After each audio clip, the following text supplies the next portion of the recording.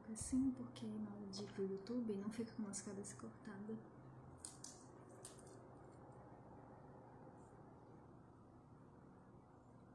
Boa noite! Olá, boa noite, sejam bem-vindos. Oi, Raquel, seja bem-vinda, boa noite. Tudo bem com vocês, pessoal? Isabel já entrou. Seja bem-vinda, Cidinha.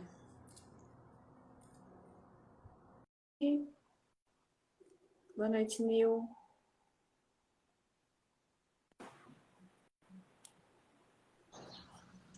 Oi, tudo bem? Boa noite. Boa noite, que gostoso conhecer vocês duas ao vivo. Prazer. Boa noite, É, igualmente. eu tô sempre assistindo vocês, gosto muito do trabalho de vocês. Obrigada, a gente também adora o seu trabalho. E nós ficamos muito felizes quando nós conseguimos tornar possível parcerias com páginas que também trabalham com as mesmas pessoas que a gente, com o mesmo público, porque sempre há uma troca muito, muito interessante, né? Verdade. É verdade, é verdade. Eu gosto muito, eu tenho feito cada vez mais isso e o pessoal que assiste gosta muito, né? Porque também tem uma outra visão da mesma coisa. Então é muito bacana. Gente, vocês estão conseguindo ver e ouvir bem a Isabel, ver e ouvir bem a mim e Janine? Coloquem, por gentileza, nos comentários o tema da live pra gente, que é temperamento e casamento, que aí a gente já vai começar. Isso aí. Gente, esse tema é muito gostoso, a gente gosta muito de falar sobre ele. E a gente sabe também que o pessoal adora, né? Mesmo os que não são casados, pessoas que pretendem casar, se interessam muito por essa temática. E a gente espera mesmo que seja uma noite muito gostosa, que a gente possa falar de coisas que realmente vão contribuir, né, com a vida de cada um que está aqui hoje. Deixa eu fixar o tema aqui que a gente já começa. Pronto. É. Então, eu acho que Engraçado, ontem eu falei bastante disso, porque o curso que eu dou terminou hoje. E ontem era dia de relacionamentos, hoje era dia de amadurecimento. Ontem os comentários bombam, assim, sabe? A quantidade de perguntas e tal, porque isso interessa muito a todo mundo, né? E no final das contas, sempre agradecem muito por a gente poder dividir esse conhecimento que ajuda tanto dentro de casa, né? sem dúvida, a gente recebe tantas mensagens assim, aqui na página de casais que mudaram a forma de olhar para o relacionamento porque entenderam que, às vezes, o que o cônjuge fazia não era pirraça, não era provocação, não era para Isso. brigar, é porque é da natureza da pessoa e a gente consegue até tratar com mais justiça a pessoa que a gente ama por Perfeito. entender que aquilo ali faz parte da natureza dela, né? É, e quando a gente ganha essa justiça no olhar, tudo fica mais fácil, né? Você para de levar para o pessoal.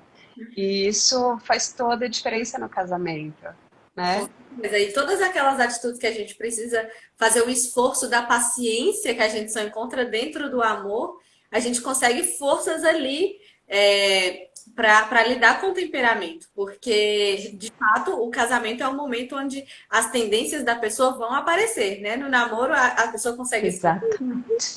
cada um vai para sua casa, né? Sim. Então, vocês podem esfriar a cabeça para depois conversar, mas no casamento não, você vai precisar resolver. Aquilo ali é seu, responsabilidade sua, não tem como você sair. Então, o passo que você tem que dar na direção do sacrifício, do amadurecimento, é uma necessidade, né? Pro Sim. amadurecimento do amor mesmo. É exatamente isso. Um casamento sem a maturidade, acho que deve ser muito mais complicado, muito mais difícil, né? Então a gente está aqui para ajudar as pessoas a amadurecerem e manter esses casamentos muito felizes, né?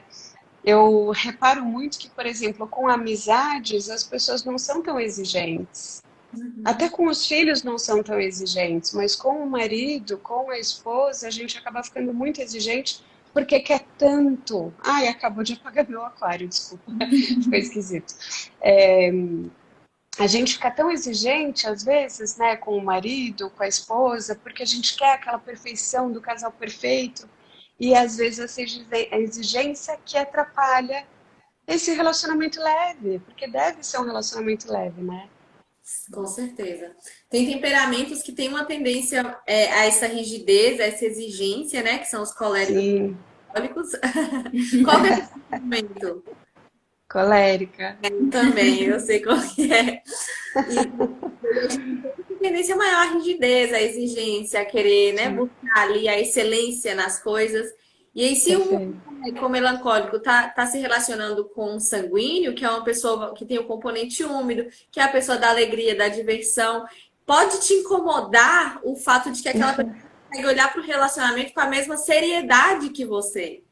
Entende? Perfeito, Isso perfeito. pode ser um motivo de conflito entre o casal. Porque Sim, você se apaixona pelo sanguíneo por causa da alegria, por causa da leveza, né? Ele traz esse componente da quentura para a sua vida, mas aí quando entra no relacionamento, você quer transformar aquela pessoa. Você quer que ela olhe para a vida com a sua ótica, olhe para o relacionamento com a sua ótica, e isso acaba colocando uma expectativa diferente daquilo que um sanguíneo, por exemplo, pode proporcionar para o cônjuge. Entende? À medida que ele amadurece, ele vai conseguindo ver com mais seriedade o relacionamento. Mas ele nunca vai perder esse componente de, de leveza, leveza. É, de como ar. Então, ele sopra a alegria na vida das pessoas. Então, não tem como você exigir que ele seja outra coisa, senão ele mesmo. Isso que Gabriel está falando é tão interessante, porque muitas vezes no início do relacionamento, as pessoas procuram alguém que seja diferente para que seja complementar. isso. Né? Busca alguém para introduzir na minha vida Impressionante. daquilo que me falta. Então, por exemplo, se eu sou melancólica, eu tenho uma tendência à desesperança, a desanimar com as coisas, né?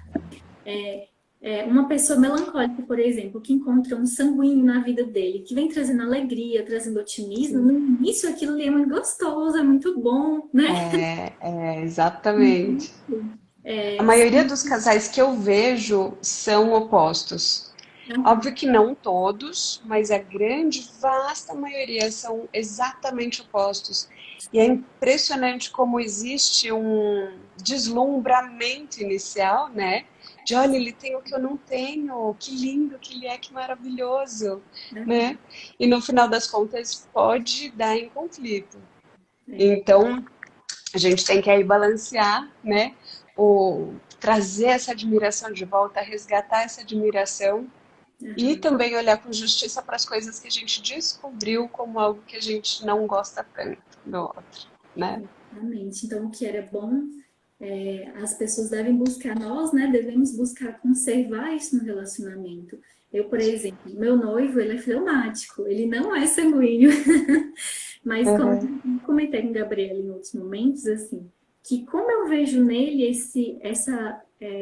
essa fonte de apaziguamento, essa paz, essa tranquilidade que eu gosto muito. Uhum. E ao mesmo tempo, eu vejo que essa estrutura que eu tenho, essa organização das coisas também acaba ajudando, né? Só que a gente tem que, Sim, assim, a gente percebe que no início do relacionamento a gente busca muito enfatizar aquilo que a gente tem de bom. Só que com o tempo isso vai perfeito. se perdendo e o que é ruim, né, os nossos É defeitos, isso aí. eles vão se sobressaindo tanto que vai gerando muita discussão, né, muito problema muitas vezes no relacionamento. É como você falou, Maravilhoso. a gente tem que ir Maravilhoso. resgatando aquilo que tinha de bom no início. A gente se esforça tanto no início para estar mais bonita, para estar mais arrumado, né? Para estar tratando E o outro. depois vai largando mão, né? Parece. Com os defeitos do Exatamente, outro. exatamente. Isso vai se perdendo ao longo do caminho. Então, assim, é até um chamado para nós todos, não só quem está nos assistindo, né? Para que a gente resgate um pouco isso, assim, que a gente tinha no Perfeito. relacionamento, né?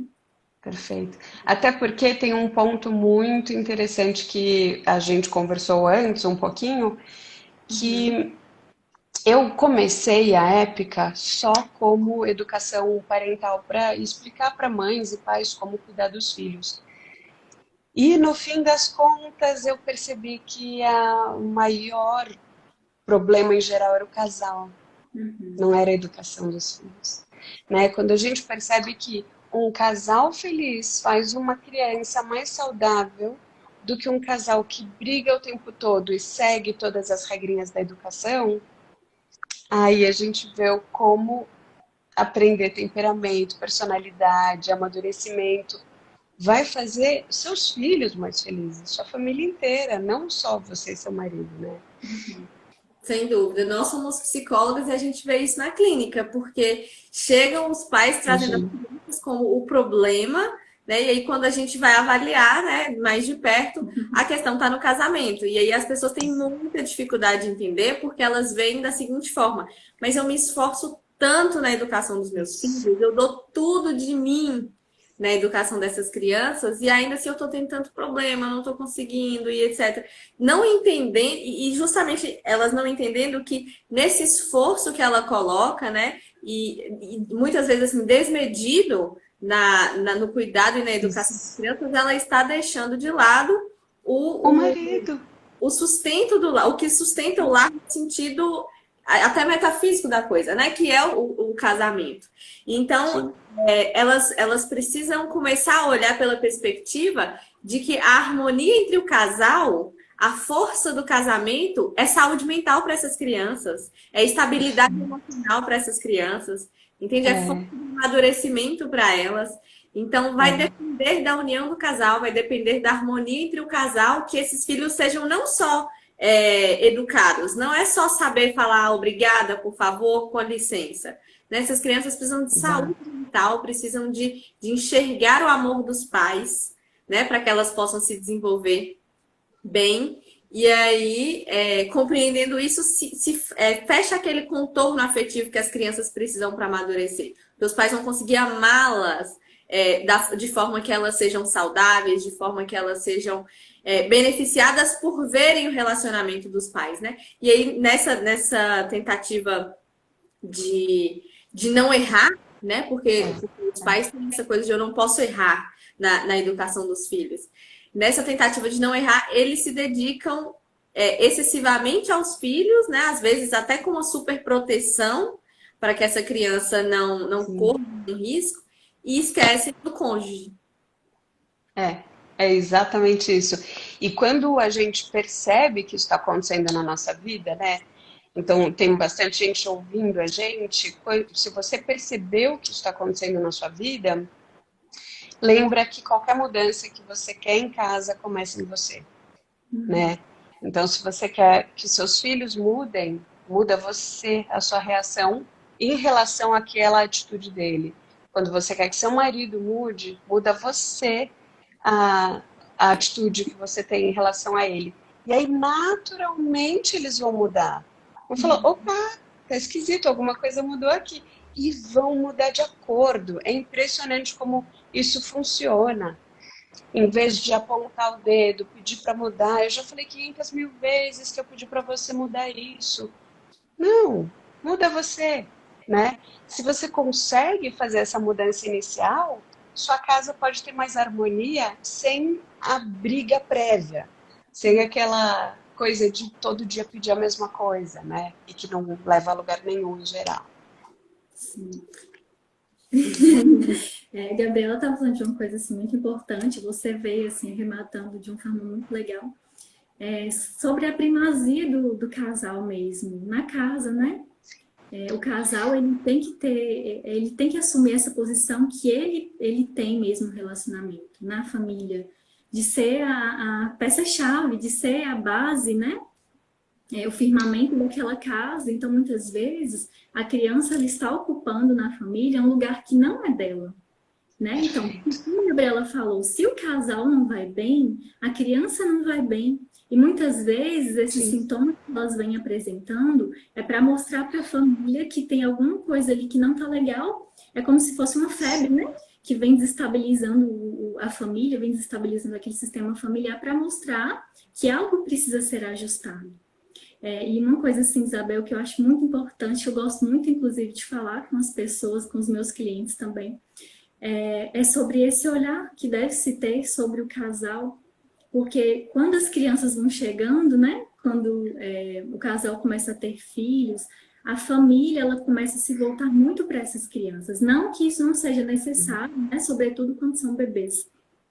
De ter atenção, um cuidado maior, né? Mas é importante que a família ela venha criando meios para que essa criança ela vai vá tendo autonomia, que ela vai conseguindo se desenvolver, amadurecer, e não seja uma criança dependente. É importante que a criança tenha o seu quarto, que ela tenha a sua cama, né? Eu até brinco Sem assim, dúvida. quando eu já atendo assim, crianças, eu pergunto, como que chama aquela cama grande? Aí ela fala de casal, e a pequena, de solteira, é muito engraçadinho. Porque é importante para a criança visualizar que aquele espaço que ela está Sim, ocupando não é naturalmente dela. E que a família também perceba isso, né? Porque quando se perfeito. coloca uma criança num lugar que não é dela, ela acaba desestruturando um relacionamento, e na verdade não é culpa dessa criança. E também não Uhum. é questão de culpar os pais, mas é importante que eles percebam, né? Que cada um tem que ocupar o seu lugar. E assim, Sim. é muito interessante falar também sobre isso, porque quando o casal deixa de investir no casal, eles vão perdendo um pouco assim essa intimidade, aquela relação gostosa, né? Vão esfriando, vão distanciando. Isso com o tempo vai Uhum. tendo muito prejuízo. Então é muito É, importante para os pais, as mães que estão escutando a gente, né? De lembrar um pouquinho disso, assim que as sim. crianças, os filhos, eles vão crescendo. Quando eles crescem, né, futuramente, eles vão possivelmente, né, se eles tiverem outra vocação, ou enfim, uma profissão que não permita, mas normalmente eles vão crescer e constituir a sua própria família, né? E quem vai ficar nessa casa? É o pai e a É. mãe. Então é muito importante que eles busquem alimentar bem essa relação entre os dois. E as crianças são esponjinhas, né? Então, se eles veem o pai e a mãe se tratando desse jeito menos amoroso, Sim. eles vão achar que isso que é o normal e vão começar a tratar as pessoas também com menos amor, né? Então, quando a gente percebe que não está tratando o marido com tanto amor, a ideia é para, pensa, volta atrás, né? Nem que precise de uma terapia de casal, de psicólogo, ou estudar mais, lembrar de olhar para. Ah, vocês, ai, apareceu. Vocês sumiram por um tempinho. Eu falei, ué, cadê? Tá tudo bem, vocês estão aí. Voltou? Uma Voltou. coisa muito interessante que Janine falou aqui é sobre o fato de que quando os filhos vão embora, se esses pais, durante a educação deles, não se preocuparam em cultivar o relacionamento, quando essas crianças vão embora, acontece o que a gente chama de síndrome do ninho vazio, que é os Sim, e pais. muita gente tem tido. Eles se casaram, eram apaixonados, constituíram uma família, cumpriram todo o protocolo, os filhos saíram de casa e quando os filhos saem de casa, ficam só os dois, eles se sentem E estranhos, agora? distantes um ao outro, né? É, Porque não é, cultivaram nada há muitos anos. E aí, anos, você constitui hábitos em anos. Então, o perfeito. casal se desabituou um com o outro. Então, é muito importante que esse amor seja cultivado permanentemente para que, não só para que vocês mantenham uma convivência boa, mas para que vocês possam amadurecer o amor, né? E aí nós separamos algumas dicas aqui para dar para Eba. os casais de cada temperamento, porque não é fácil quando você se depara com alguém completamente diferente de você, né? No caso de casais com temperamentos opostos. Eles podem se apaixonar e eles podem ficar muito empolgados pela complementaridade exatamente, né? Das Sim, tendências. Mas, uma hora, essa complementaridade vai gerar estranhamento e é importante saber lidar naquele momento. Ou então, no caso de temperamentos iguais, né? Pessoas que têm exatamente o mesmo temperamento e vão se relacionar, elas sabem daqueles defeitos, daquelas dificuldades que elas têm. E uma hora, a sim. dificuldade do outro, porque ele tem o mesmo defeito, ele tem as mesmas dificuldades, vai aparecer para ele lidar com aquilo. Ah, Entende? é. Então, é preciso saber manejar isso daí. Uma coisa que a gente Tá travando? Tá dando para ouvir bem? travou Agora aqui pra gente. voltou. Acho que Voltou? voltou. Às vezes está falhando um pouquinho o jeito que eu vejo vocês, aí o vídeo fica preto e depois volta. Mas tudo bem. Vocês querem começar por qual temperamento? Só antes de Gabriela iniciar essa parte dos temperamentos, é até interessante falar, voltando um pouquinho que a gente já falava no início. O que antes era complementar, depois, se não for cuidado, pode ser uma diferença muito grande, uma diferença que incomoda. Então, se, como a gente estava falando, voltando ao exemplo que eu estava dando de melancólicos e sanguíneos. Se antes, por exemplo, aquela alegria do sanguíneo, né, aquela forma de conversar, né, de ser entusiasmado, era algo que era muito bom, era algo que alegrava o coração do melancólico, pode ser que Sim. futuramente, se isso não for cuidado, pode se tornar um grande incômodo. Então, ao invés de ver aquela pessoa como uma pessoa agradável, vai vê-la como uma pessoa desagradável. Ah, não.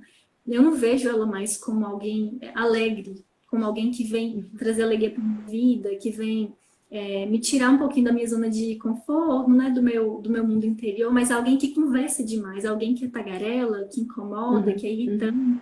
Né? Então, assim, ter muito esse cuidado que a gente falou de ir ponderando, né, essas questões.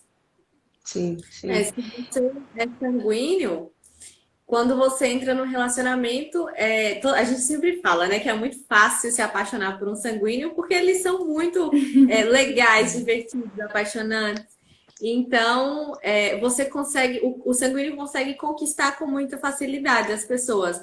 Mas, se você é sanguíneo, você também sabe de uma dificuldade do seu temperamento, que é a superficialidade. O sanguíneo ele é um pouco superficial nas relações, nos vínculos. Ele tem dificuldade, por exemplo, de levar as tarefas até o fim, de concluir, né, de ser constante nas atividades. Então, ir trabalhando o hábito da constância é muito importante se você, porque o amor ele é uma construção, né? Você precisa cultivá-lo ao longo do tempo. O amor maduro, ele é maduro porque ele foi constante. Então, se você pretende amar alguém verdadeiramente, você tem que se dispor a ser constante no cultivo desse amor, né?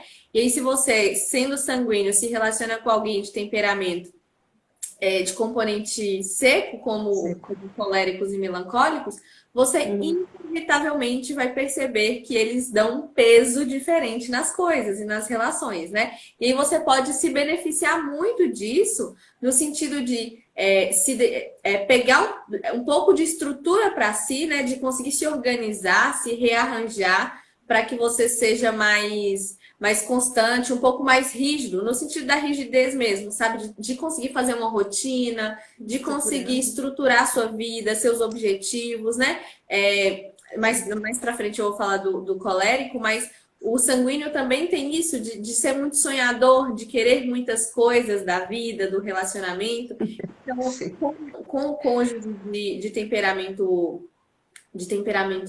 seco, você vai conseguir estruturar esses desejos, você vai conseguir pensar num plano de ação, organizar, você vai conseguir caminhar de forma mais segura na direção desses seus objetivos, sem perder sua alegria, sem perder sua autenticidade. Então, isso é muito importante. E sabendo que as pessoas adoram se divertir, adoram rir, mas tem que saber a hora de falar sério também. Então, é bom que você vá se adaptando aos momentos que seu cônjuge quer conversar sobre um assunto sério e evitar que naquele momento ali você fique de graça, que você faça piadinhas, entende? Respeitar o momento daquela pessoa de falar de algo sério, porque quando você está no momento de descontração, ela entra naquele momento com você e se diverte com você. Então, no momento que falar sério é importante para ela, dê o primeiro passo de falar, não, tudo bem, agora a gente vai falar sério.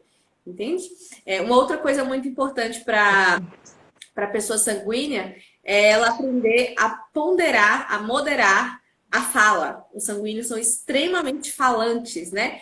E no início, quando você está apaixonado pelo seu cônjuge e tá aquele amor avassalador e tudo, todo mundo quer conversar, né? Você todo com a pessoa, quer que a pessoa mande áudios de 15 minutos no WhatsApp, mas com a convivência, a pessoa pode ir se irritando, porque todo mundo gosta de ser ouvido. Entende? Sim. Faz parte de amar o outro, faz parte de cuidar do outro, ouvi-lo. Então, se você só fala e não ouve, a pessoa vai começar a se sentir sozinha. Porque ela vai perceber que se você só fala de você, se só suas demandas importam, se só suas dificuldades importam, que ela tá sozinha. Ela tá ali só para te dar suporte, mas ela não é ouvida nunca. Entende? Então, mas o sanguíneo tem aí uma capacidade de servir ao outro muito grande, né? Então, nesse sentido, ele vai acho que completar. Então, ele fala bastante até de si mesmo, mas ele serve tanto o outro que pode balancear essa relação, né? O Exato. importante para ele é ganhar um pouquinho da secura, é aprender a secura, né? Em vez de falar, reclamar da secura do outro, admirar a Travou. secura, aprende a gostar. Isso vai trazer bastante para alguém que não tem, né? Eu costumo falar que o sanguíneo que faz uma lista, por exemplo, de afazeres e segue na ordem que ele priorizou, funciona.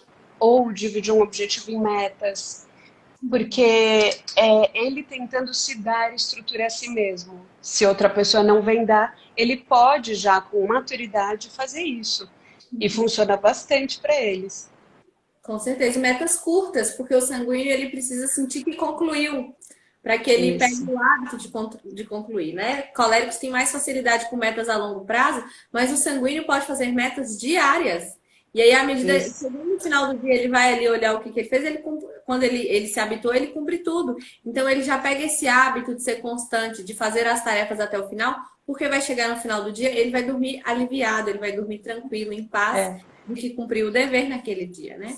Interessante, né? Eu ensinei ontem para uma sanguínea e ontem mesmo ela aplicou aquele método Pomodoro, vocês já ouviram falar? De ficar 20 minutos na mesma atividade e quando der 20 minutos, tocou o despertador, para por 5 minutos para depois voltar. E ela falou que foi impressionante como o dia dela funcionou aplicando isso, sabe? Que é uma regrinha tão às vezes que parece que nem precisa, mas funciona muito bem para quem não tem essa estrutura seca, né? E assim, sobre o que vocês falaram, né, dessa questão do sanguíneo direcionar, estruturar um pouco a sua rotina, e você também veio acrescentando a questão do serviço, né, Isabel, que é muito interessante, é muito peculiar mesmo do sanguíneo. Ele acaba se tornando muito agradável, né, às pessoas por essa servidão que ele tem.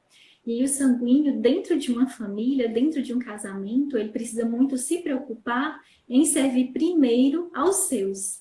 Que o seu dever de Estado, primeiramente, é ser uma família, é ser um pai de família, né? Então, assim, ele tem que tomar um certo cuidado para não desviar um pouquinho esse serviço, primeiro aos outros e depois à família, né? A família deve vir em primeiro lugar.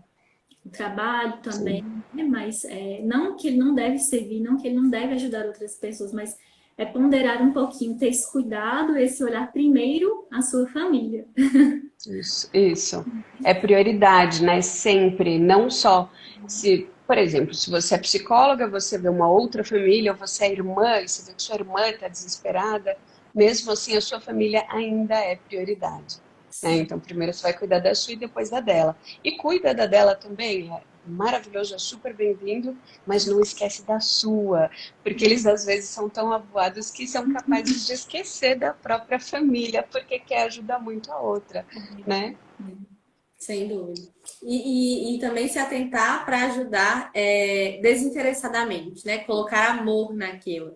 E não ajudar esperando o reconhecimento e arrumar a cozinha esperando que o cônjuge chegue e fale, nossa, você arrumou, né? E fazer desinteressadamente. Porque é aí que o sanguíneo ele vai conseguir passar por cima daquele desejo de ser olhado, de ser admirado, de ser elogiado, né? Que já é uma grande vitória para o sanguíneo. Passando para os cônjuges coléricos, o colérico ele é a pessoa da ação, né? É uma ação muito forte, muito intensa, e ele tem que tomar cuidado dentro do relacionamento para não sair passando por cima do cônjuge, do filho, de todo mundo, porque a tendência dele é não ter muita tolerância com o ritmo dos outros. Então, a principal virtude que o sanguíneo precisa adquirir no relacionamento é a paciência, porque ele pode se tornar orgulhoso, ele pode se tornar arrogante, se ele começar a achar que o jeito dele que é bom, que a forma como ele faz que é boa, e aí ele não delega função, ele não, entende? Ele não vai conseguir harmonizar as forças dentro do ambiente da casa, né? E fora que se for um sanguíneo, um colérico que se relaciona com um fleumático, por exemplo, aí que ele vai ter dificuldade de, se ele não tiver a paciência para lidar com o ritmo fleumático, por que atrai o colérico no fleumático? A tranquilidade, né? Com o fleumático, o colérico vai conseguir respirar, vai conseguir olhar as coisas com mais leveza, com mais tranquilidade, vai conseguir fazer aquele break. Mas na convivência, né, do dia a dia, ele pode começar a se irritar com o ritmo, porque ele dá o comando e a coisa está cumprida, dá outra coisa. E que hora. Então, assim, é muito, muito complicado. Uma outra dica muito boa para os coléricos é em relação a se expressar. O colérico não tem dificuldade de conversar, de se expressar, mas o colérico ele tem dificuldade de falar sobre sentimentos muito profundos. E como ele é muito pragmático, muito direto, muito objetivo, pode passar pela cabeça dele de que não é preciso cultivar isso, de falar sobre esses sentimentos mais profundos. Do tipo assim, não, meu marido já sabe que eu amo ele, vou ali fazer minhas coisas. Entende? Não pode ser tão direto assim. Sabe? O cultivo do amor dentro do relacionamento passa pela paciência de cultivar um pouco todos os dias. Então, às vezes, o colérico, como eu disse, ele quer passar por cima dos dias, cumprindo o dever e fazendo tudo sem parar para olhar com sensibilidade para as coisas.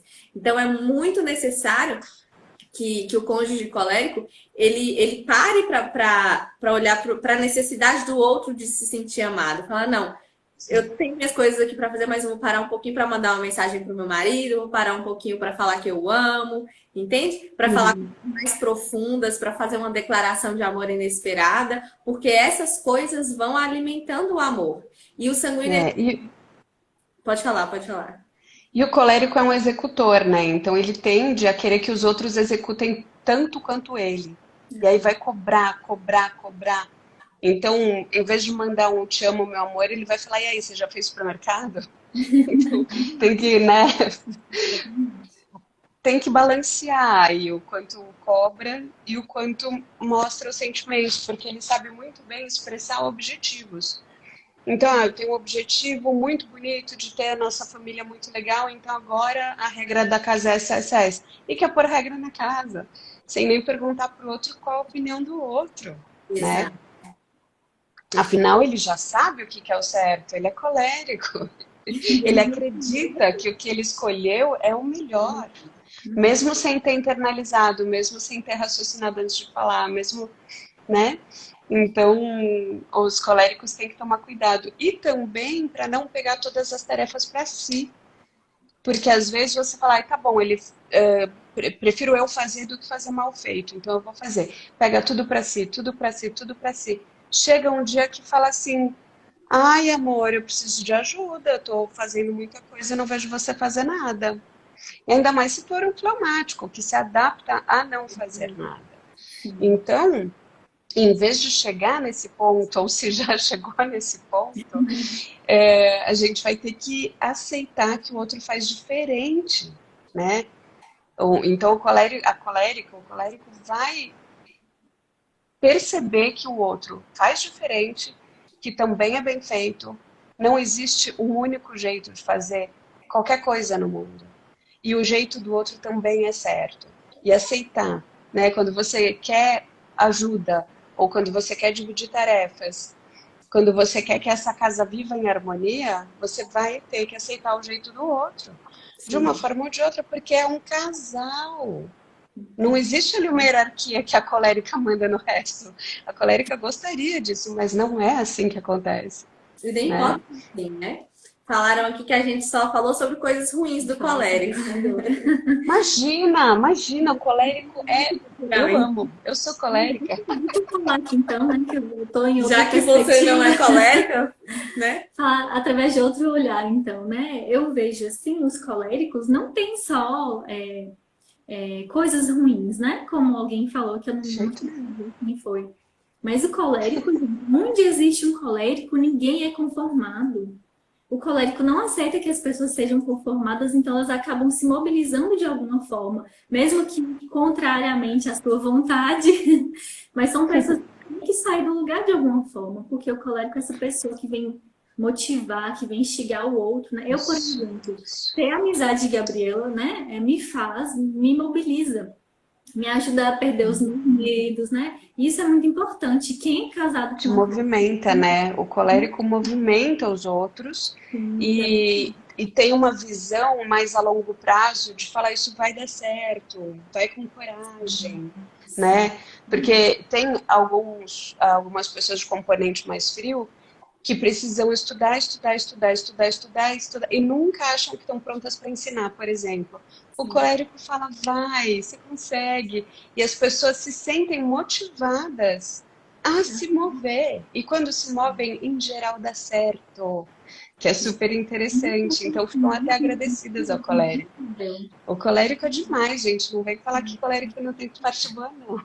o colérico ele ajuda as pessoas a não se acostumarem com o mediano, a não serem medíocres, né? A querer sempre mais, a não serem pessoas conformadas, que não tenham ambição no sentido positivo mesmo da palavra, né? Então, o colérico também tem suas qualidades, viu, gente? Sem Com dúvida. certeza. É como o fogo, né? O fogo pode queimar, que eram os primeiros exemplos que a gente estava dando, mas um fogo controlado ilumina, aquece, transforma a comida crua em comida cozida, coisas assim. Então é exatamente que nem o fogo. O fogo tem muita coisa boa, mas queima de vez em quando. Tem que saber lidar com ele, né? E uma coisa muito Sim, você só uma diquinha aqui para se caso você se relaciona com o colérico, né? Não bata de frente com o colérico nos momentos de conflito, porque, boa. como a Isabel acabou de dizer, o colérico é como o fogo. Então, quando o fogo está descontrolado, você se afasta dele, né? Você não vai para cima do fogo para tentar contê-lo com as suas próprias mãos. Então, evite o embate, o confronto direto com o colérico no momento que ele estiver ali irado, porque o colérico ele observa muito bem, o colérico ele é muito perspicaz. Então, se você for para o embate verbal, para a discussão, o colérico vai querer te machucar com as palavras dele, ele sabe onde dói. Então, todo mundo vai sair prejudicado se você for para o embate com o colérico. É melhor esperar você ficar tranquilo, ele ficar tranquilo, e depois você se resolve. Vamos para os temperamentos Perfeito. primários. Nosso tempo já está correndo. Deixa eu só acrescentar uma coisa que irrita muito o colérico, a gente prolixa. Então, se você se relaciona com um colérico, tenta ir direto ao ponto. Quando é essa hora de conversar sério, fala, ó, o ponto é esse. E depois conta tudo que você quer contar, porque ele fica, qual é o ponto? Qual é o ponto? Onde você quer chegar? Não tô entendendo onde você quer chegar, tá demorando muito. Aí pronto, ele não quer mais ouvir você. Então, se você quer conversar com um colérico, vai direto ao ponto, que funciona bem. Uma amiga minha fala assim: colérico e sanguíneo não gosta de ouvir palestrinha, não. Você não pode fazer palestrinha para ele. Tem que falar direto, eles são objetivos. É. O colérico é capaz de abrir um livro e ir direto no capítulo que interessa, em vez de ler inteiro, sabe? Falar, esse assunto eu já sei, deixa de lado, tudo bem. Tá. Vamos aproveitar e para o oposto, né? Que é o Vamos. romântico. Pediram, né? Eu vi, pediram para ir, em vez de fazer a ordem, a gente vai pro fleumático, então. Isso, muito dramático. O dramático é aquela pessoa da calmaria, né, gente? É onde predomina a estabilidade. Se tem uma pessoa que é estável, que gosta da estabilidade, é o fleumático. E não estabilidade no sentido do melancólico e no sentido do colérico, do jeito que eles gostam, né? No sentido da estruturação. Mas uma estabilidade de permanecimento das coisas do jeito que elas são. O fleumático ele se incomoda muito quando as coisas deixam de ser ou deixam de estar do jeito que estava antes. Ele se incomoda um pouco com isso, né? Com a imprevisibilidade. Então, o fleumático é uma pessoa que é calma, que é passiva, que ele é uma pessoa apaziguadora. Muitas vezes na verdade, assim, ele não gosta de conflito e muitas vezes ele até se coloca numa posição de uma pessoa errada. Ele aceita estar, entre aspas, errado numa discussão, por exemplo, para evitar uma briga. Então, não é aquela pessoa que vai comprar briga com as pessoas, pelo contrário. Aquela pessoa que vai tentar apaziguar, não, tá tudo bem, não, peraí, vamos conversar, né? Não é bem assim e tal. Não é aquela pessoa que vai colocar lenha na fogueira. Quem tem É. E às fleumático, vezes ele nem chama para conversar, né? Às vezes ele só deixa passar e finge que nada aconteceu e passou. Porque sim. também tem isso, eles não vão trazer ou vamos conversar, né? E o colérico é insuportável, porque o colérico ele vê uma situação, um problema, ele quer solução. Ele quer sentar, resolver, esclarecer. Ele quer limpeza por resolução. Ele não quer limpeza porque colocou o pano em cima, né? Sim. O fleumático ele pode fugir dos conflitos. E, tem outras coisas muito boas também do fleumático, é porque é aquela pessoa calma que gosta de descansar, né? Então, para quem convive com ele, que é uma pessoa muito tarefista, tem essa coisa assim do fleumático de levar a pessoa, de ajudá-la a descansar, a fazer passeios, né? A pensar assim, em momentos com a família. O fleumático gosta muito disso. Só que assim, Sim. se ele não tomar cuidado, ele pode querer ficar só no descanso, né? E acabar irritando o cônjuge. E a esposa, por exemplo, que vê o marido fleumático o tempo todo só deitado no sofá, não está ajudando em casa, não se mobiliza. Então, isso acaba gerando muito atrito. Uma coisa que o fleumático, num relacionamento, no casamento, deve se atentar muito é não ficar esperando muitas pessoas pedirem para fazer as coisas. Mesmo que Perfeito. muito natural ter iniciativa, mas é importante para o fleumático buscar amadurecer e superar isso em seu temperamento, né? Não ficar Sim, esperando depois, amor, lava uma vasilha para mim, amor, sim. tem como você recolher as fezes do cachorro, alguma coisa assim, né? Vai lá e faça, você tá vendo o que precisa fazer? Faça, né? Isso, assim, é algo que gera uma harmonia muito grande na família. E é importante para quem é fleumático também ter esse posicionamento, essa iniciativa, né? Uhum, uhum. Às E vezes além disso, o fleumático, ele tem ali uma lentidão que não é só essa parte de ficar parado, mas é uma lentidão de resposta. E às vezes um relacionamento exige uma resposta mais rápida dele. Então, um fleumático mais maduro vai conseguir dar uma resposta mais rápida, de forma que ele não internalize tanto, mas deixa um pouco superficial, mas responde, pelo menos. Entendeu? Porque vocês já ouviram aquela história do marido da Paula, é maravilhoso, que é da doutora Paula Camposer. Ela falou, o marido dela não respondeu quando ela falou estou grávida. Ele demorou 3 dias para trazer flores. Ela já sabia que ele era fleumático, tudo bem, mas é o tipo de coisa que na hora o fleumático tem que se policiar. Nossa, eu tenho que responder a isso. Ai, que bom, amor, que legal. E depois ele vai ter mais tempo de internalizar e ter uma resposta melhor 3 dias depois. Mas no dia tem que responder. Senão pode dar briga, né? Isso gera briga, essa lentidão. Então não é uma lentidão só do andar ou uma lentidão de querer ficar no sofá. É uma lentidão de resposta que às vezes é necessária. E por que que eles são assim? Porque o mundo interior deles é muito mais vasto do que o que eles põem para fora. É um mundo muito grande. O contrário do colérico, que tem um mundo interior menorzinho, mas né, põe tudo para fora, põe tudo para fora. Então, é uma relação bastante interessante. Eu tenho um fleumático em casa.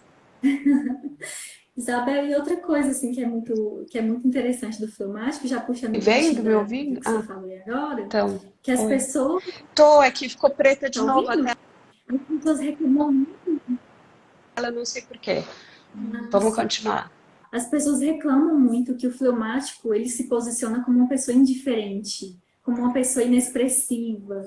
E Então, não é. né? Então, muitas vezes, por quê? Quando um sanguíneo, por exemplo, está contando algo para o fleumático, ele não tem aquela coisa de se empolgar e render a conversa. Né? Uhum. Aquela coisa assim, Bacana. interessante, né? Então, assim, as pessoas esperam uma reação do fleumático que seja mais expressiva. Não é que ele tenha, assim, que virar uma pessoa que ele não é, né? Assim, que ele tenha que ser uma pessoa performática, mas é importante para o fleumático reagir de uma forma que as pessoas esperam também, como você falou, né? Por exemplo, aniversário, alguma data especial, né?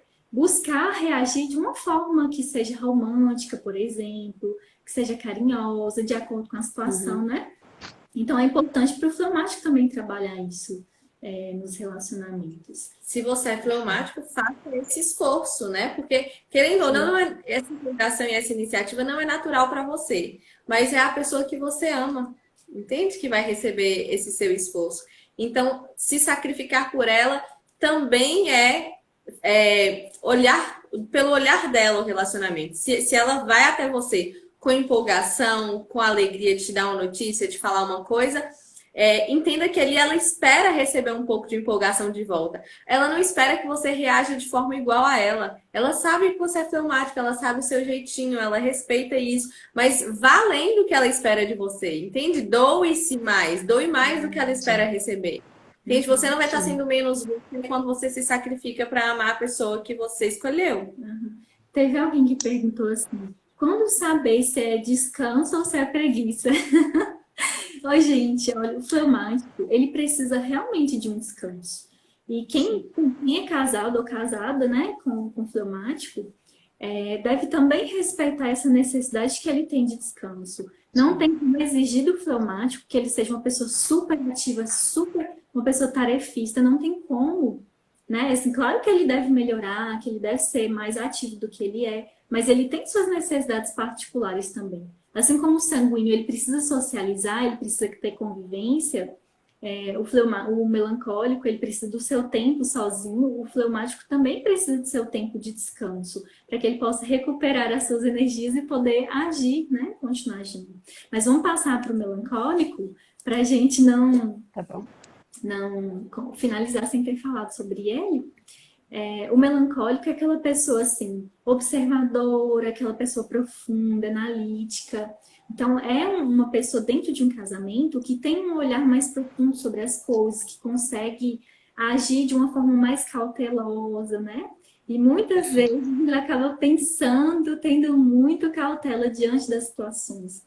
Algo que ele poderia fazer de forma rápida, ele demora muito tempo, porque ele pensa demais, né? Então, quer arrumar uma casa, ele quer que por exemplo, uma esposa, ela não quer arrumar a casa, ela quer dar aquela faxina, deixar a casa impecável todos os dias, e não é bem assim. Porque se for em deixar tudo perfeito, algo ali vai ficar de lado. Eu já atendi uma vez uma mulher que era melancólica e ela queria, assim, passar todas as roupas, queria passar meia, queria passar cueca, queria passar cor de cama. E, assim, ela se importava tanto com os afazeres domésticos que ela deixava de lado a convivência com a família. Então, o melancólico precisa ter esse cuidado, né? Assim, de não deixar de forma secundária aquilo que é mais importante.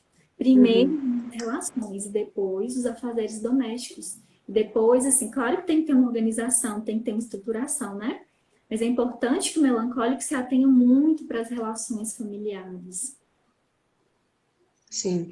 E o melancólico, a esposa melancólica vai exigir muito dos outros, né? Porque ela internalizou tanto. Ela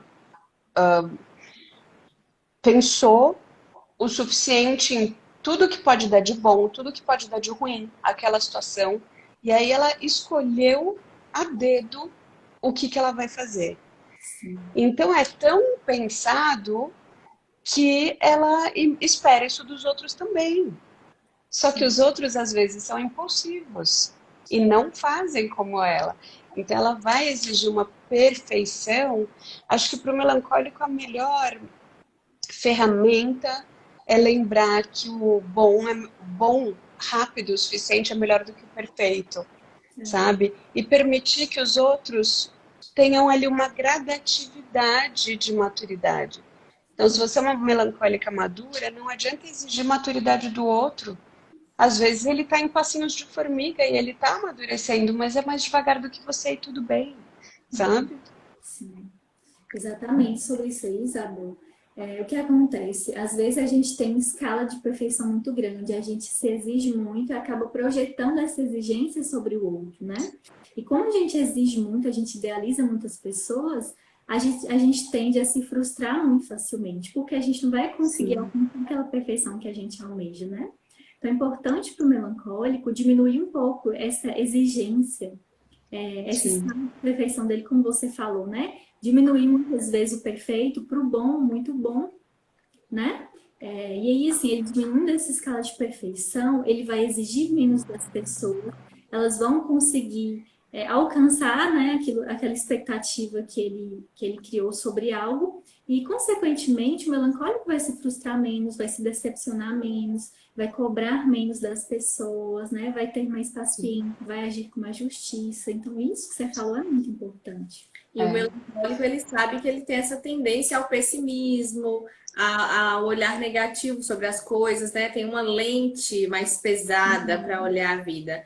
Então, ele precisa perceber que esse grau de exigência que traz tanta frustração, porque ele exige algo das pessoas que não é real, que não é possível, faz com que isso alimente essa visão pessimista que ele tem, até mesmo sobre o relacionamento. De olhar para o outro e falar assim, nossa, essa pessoa nunca faz as coisas do jeito que eu pedi, essa pessoa nunca faz as coisas no tempo que eu pedi, nunca é do meu jeito, sempre eu me frustro, e vira aquele ciclo de reclamação que faz com que o melancólico,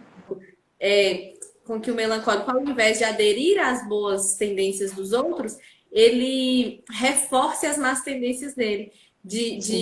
Tanto de enrijecer cada vez mais, quanto de entrar para dentro de si cada vez mais. Porque ele começa a orbitar infinitamente ao redor daqueles problemas, daquelas frustrações, e aí para ele tirar o olhar desse problema que ele fica ali cuidando, quase que cuidando interiormente, de analisar todos os ângulos do problema.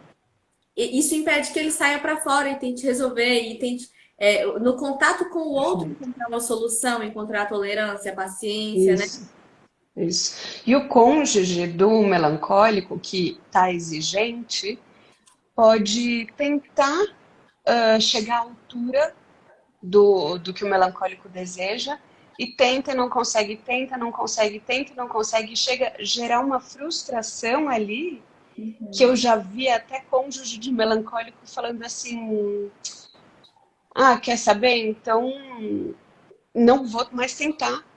Não vou mais tentar, faz você.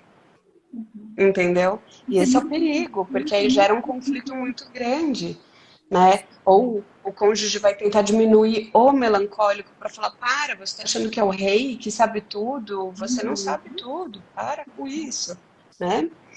Sim, exatamente. O melancólico, ele tem que usar essa força que ele tem de estruturação, de organização das coisas e ajudar as pessoas que convivem com ele a serem pessoas mais organizadas. Só que ele não deve buscar, querer enquadrar as pessoas na sua caixinha, né? Como você falou, é estruturar, mas estruturar com leveza. É estruturar, mas sem envergonhar as pessoas de modo assim, que elas tenham liberdade para fazer as suas coisas, né? Que elas sejam elas mesmas. Respeitando o tempo dos outros, né? Exatamente. O melancólico, ele se dá muito melhor no relacionamento quando ele tenta ser estabilidade para o outro, quando ele tenta dar ao outro um chão, uma segurança, que os outros caminhem com tranquilidade, com segurança. E ele está ali nos bastidores cuidando para que tudo saia bem, mas sem sufocar o outro, né? Essa é a forma do melancólico de amar, sendo estrutura, sendo base, né, para as pessoas da casa. Exatamente. E é o que ele é, né? O melancólico é muito sacrificado, né? Ele é capaz de se sacrificar pela família, se sacrificar pelo marido. E aí fica um melancólico maravilhoso. A gente tem milhares de casos aí de santos melancólicos, né? Porque foram muito sacrificados. Eles buscam o sentido profundo das coisas. Então, uma vez que ele entra numa relação e ele entende o papel, ele entende o sentido, ele entende a profundidade, aí ele deslancha. Porque é um ideal bastante alto, né? E ele tem a capacidade de alcançar por internalizar antes de agir. Exatamente. Para fechar essa parte do melancólico, algo assim que é imprescindível, que ele não pode esquecer, é não deixar a tristeza tomar conta, né? Não deixar a tristeza, a desesperança tomar conta da sua vida. Tomar cuidado demais com a reclamação, com a murmuração, porque isso traz um peso muito grande. As pessoas tendem a se afastar de pessoas que são muito reclamonas, né? Que acabam se tornando muito chatas. Então, o melancólico, ele tem que buscar um pouco mais suavidade na sua expressão, na sua voz, parar de cobrar e de reclamar tanto das coisas, porque ele tende a ser pessimista, né? Então, buscar ver o lado bom das coisas. Então, se o cônjuge fez de um jeito que não era o que você esperava, tente ver beleza naquilo ali. não interprete de forma errada aquilo que ele fez, porque muitas vezes as pessoas, na maior parte das vezes, as pessoas são bem intencionadas, elas não querem Deram o prejudicar. melhor de si, né? Exatamente, foi o melhor que elas Sim, puderam, sim, né? sim. E se você tem um cônjuge melancólico, tenta levar humor para a vida dele. Um humor muito superficial não vai ser engraçado para ele, ele não vai rir, pode até irritar. Mas um humor refinado vai trazer alegria para esse melancólico, né? Trazer leveza para essa vida. Então, humor, né? Sorrir bastante é super importante para o melancólico. Melancólicos, lembrem de sorrir, que a vida é linda. Sim. Outra dica para quem se relaciona com melancólicos é se lembrar que o melancólico ele tem um pouco essa dificuldade de iniciar as tarefas. Então, não desmotive-o a iniciar. Não diga que ele não é capaz. Não pressione para que ele comece logo, para que ele comece no seu ritmo. O melancólico ele não sabe lidar com a pressão.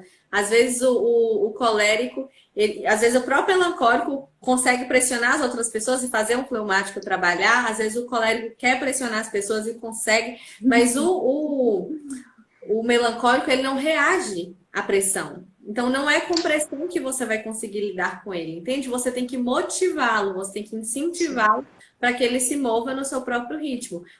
Mas ele é tão obstinado que uma vez que ele começou, ele vai até o fim e Ele consegue faz até o fim. maravilhosamente bem, não é? Sempre tendo alguém que o apoie, que esteja com ele, né? É muito mais fácil ele caminhar mesmo até o fim. A mesma coisa os fleumáticos. Os fleumáticos também não lidam muito bem com pressão. Ao passo que o fleumático, quando ele é pressionado, ele entra dentro de um casulo, assim, de se Recua. impermeabilizar, né? Ele não deixa com que aquilo atinja, porque ele sabe que a indiferença é o forte para ele, né? Ele fica ali impermeável às reclamações e à pressão. O melancólico, ele começa a achar que ele não dá conta, que aí que ele tem que se preparar mais para começar alguma coisa, e aí ele fica naquela descrença, né, de que vai dar conta. O fleumático ele se fecha, né, dentro do seu mundo interior. O melancólico ele tende a ir se afastando das pessoas, né? Isso, é. Então a O gente fleumático é comparado a uma tartaruga, né? Que tem aquela casca dura que ninguém entra. Se ele se fecha ali, ninguém entra. E ele é também comparado com a água, que pode recuar, recuar, recuar, recuar, e quando vem um tsunami, que é destruidor, né? E enquanto o nosso melancólico, que a gente está falando dele agora, ele pode ser comparado com uma águia, que fica ali solitária, né? Voando, voando, voando, e quando desce, desce certeira. exatamente. Porque calculou bastante, porque tem uma visão, né, aguçada. Então é isso, gente. Nós adoramos esse momento de live. Foi muito produtivo. Nós estávamos vendo aqui, vocês também gostaram muito. Vocês colocaram aí nos comentários. Esperamos que vocês tenham gostado. Queríamos agradecer muito a Isabel. Travou aí? Travou um pouco, mas agora acabou de voltar. Você perguntou, travou aí? Eu ouvi isso. Já voltou. Estamos agradecendo a presença de todo mundo. Muito obrigada. Nós amamos fazer Foi essa live. muito gostoso conversar com vocês. Eu vou querer fazer mais vezes. Realmente, vamos, já fica o convite quando você quiser. Muito obrigada pela presença aqui hoje, Isabel. Foi maravilhoso conversar. Obrigada pela presença de cada um. Eu já vi aí nos comentários que vocês adoraram a live.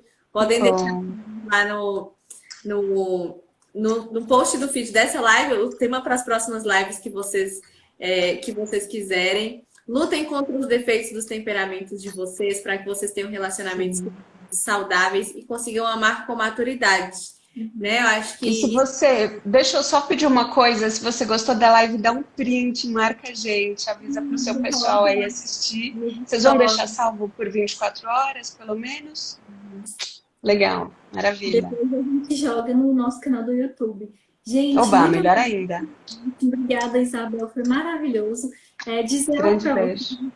nos segundos finais que a gente tem, casar não é ruim, gente. Casar é maravilhoso. Eu mesmo estou me preparando, porque eu sei que é muito bom, né? E quando a gente investe, quando a gente busca as ferramentas corretas, quando a gente busca amadurecer, a gente busca ajudar as pessoas a melhorarem, fica diferente do que quando a gente só vê como um peso, como dificuldade, como algo ruim. Então, nosso olhar sobre o casamento, ele influencia também muito na forma que a gente vai agir diante dele.